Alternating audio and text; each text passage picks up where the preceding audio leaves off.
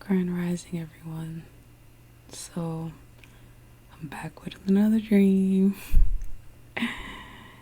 Um, as always, this dream was started off very beautiful and then abruptly changed. um, so, this dream started off with me being in the mountains. I stayed at this place, kind of like a Airbnb type situation that had a host couple. They were very nice, but they were a little weird and off, just with their mannerisms and their vibes. But I kind of just chalked it up to them just being awkward individuals. So I try not to think too much into it. But the actual place was so beautiful. It was a nice cabin on top of a mountain. A cabin was beautiful. The scenery was so serene and calm. It's like all you can hear was the sounds of animals playing open and free. And I like walking barefoot in grass. So I'm walking barefoot in grass, and the wind is surrounding me, and I'm just like basking in the glory of the sun. The sky was just open and beautiful, running meadows with birds, literally singing songs of joy throughout the day. I can go on and on and on. It was so beautiful, so wonderful. I was at such peace. And I think I was staying there for a couple of days until one day when I was hanging out inside the cabin. The host couple came in talking normal. I guess they were just seeing how my stay was going. But then out of nowhere, the husband or the man grabbed me up and put me on a ledge inside the house, kind of like in the corner. He dragged me up a ladder and then tied me to this banister.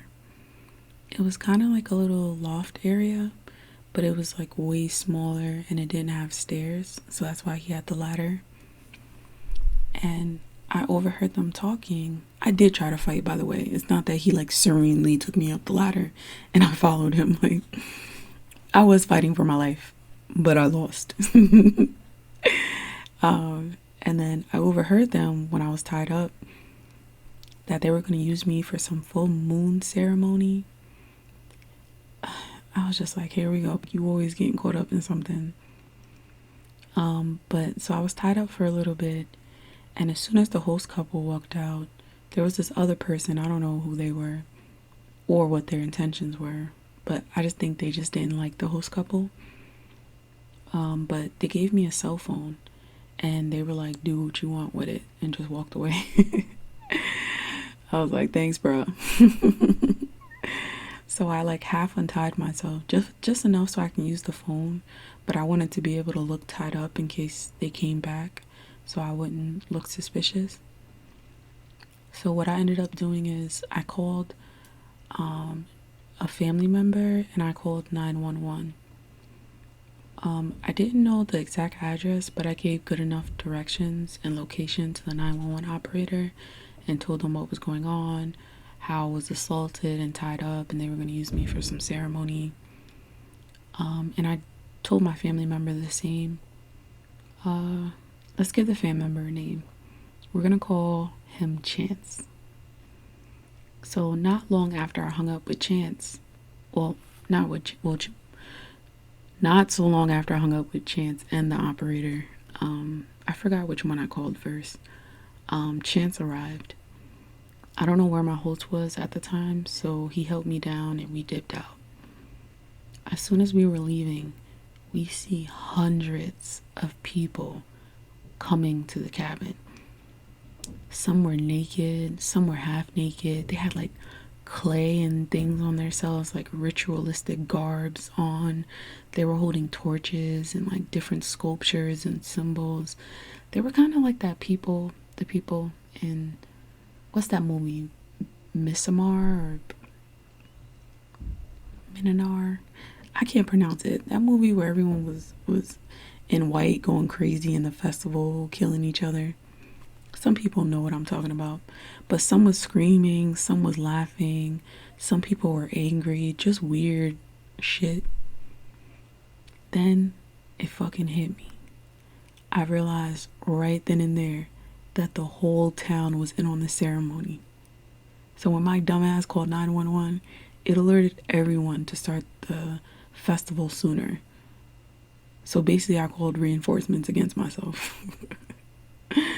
So with that realization, Chance and I decided to try to blend in with them to escape. I deadass felt like that episode of Walking Dead when they were leaving town. Well, the town that they built that was swarmed by zombies, and they did it kind of like by blending in. That's how they kind of escaped the town. But it was ironically terrifying and exhilarating.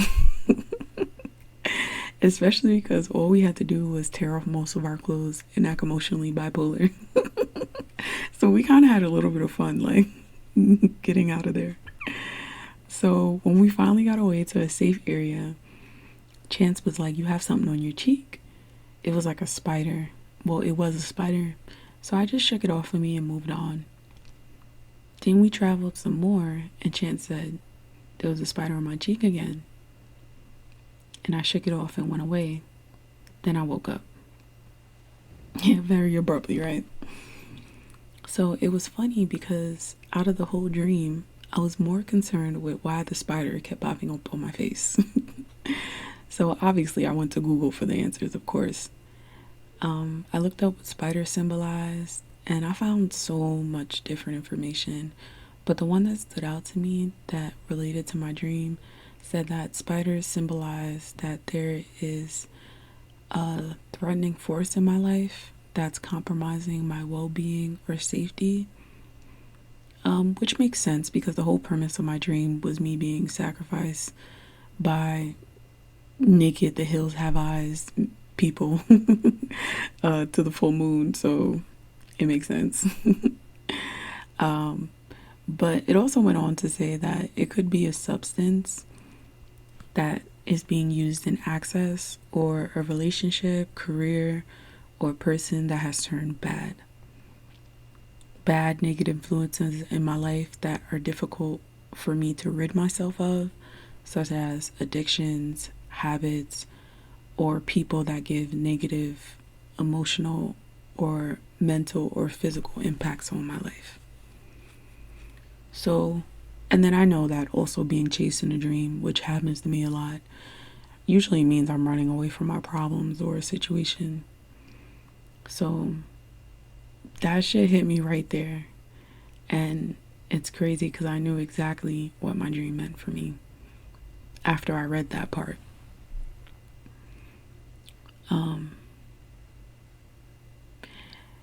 And it's crazy because Chance was somebody I generally don't like overall as a person. Like, I don't get along with him. And I really don't really care for him either. Due to past situations that made me lose respect for him, I feel like I can't trust him with my feelings or put too much of myself into the relationship because the past situation showed me like the blowout that occurs when I do so. So I just maintain a very like superficial, casual relationship with him just so we can get along, but I really don't go too deep or get too involved with him because I always feel like negative reactions occur afterwards.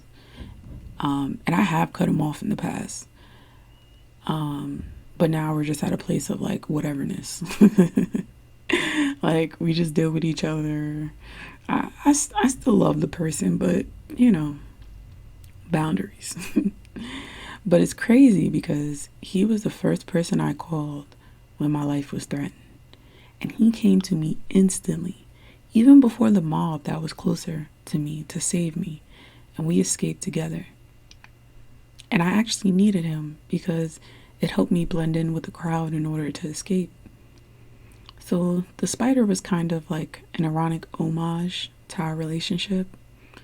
Chance called out the reoccurring negative feelings into our relationship that I couldn't seem to get away from or shake off of me, you know, metaphorically with the spider. And I've been struggling with shaking him off. But in the end, he was there for me fully and truly. And it really drove me to appreciate the little nuances of life. Although I get so annoyed with him and I don't like him all the time, with very valid reasons to just cut him off, he's truly there for me and rooting for me. So we can agree to disagree on day to day and specifics, but when it comes to the true heart of the matter, and when my back is against the wall, he's reliable and trustworthy. So I say this to say that even when family and friends get on your nerves and do things to you that make you want to straight up dead them forever, look at them in their entirety before just cutting them off. Because sometimes you take a look at the bigger picture, above your emotions and feelings, and you can truly see who's really in your corner and who will be there for you on your side when shit gets real. If you can call them in a true life or death emergency and they are there, you can make space to have them in your life on your side. Now, creating boundaries in relationships and placing people in certain positions in your life is the next step of that, which we can have a huge convo about later. But maybe you don't have to completely give up on them just yet. You gotta keep a couple of ride or dies around, especially people that you've known for a long time. Because, I feel like the longer you know someone for, the more chances they have to fuck up, right? It's like you known somebody for decades versus you know somebody for a couple of years. Like, your relationship is deeper. And I feel like I can appreciate the depths of my relationship, not only with this family member, just in general with anyone I meet in my life. As long as their intentions are pure. And, sometimes people live in a truth and it's just not your truth. And it's really nothing to argue about, Your day one is still your day one. People who are there for you are still there for you. You don't have to agree with everything they say, especially nowadays. I feel like the world is so polar, and there's polarities even in people's own family unit nowadays. I feel like back in the day, like, family units used to be like this monolith of thought and ideas and opinion. But now with the internet age and people experiencing different things and appreciating different cultures and different ways of thoughts, it's kind of tearing into that. But I feel like we should celebrate it more than anything else, and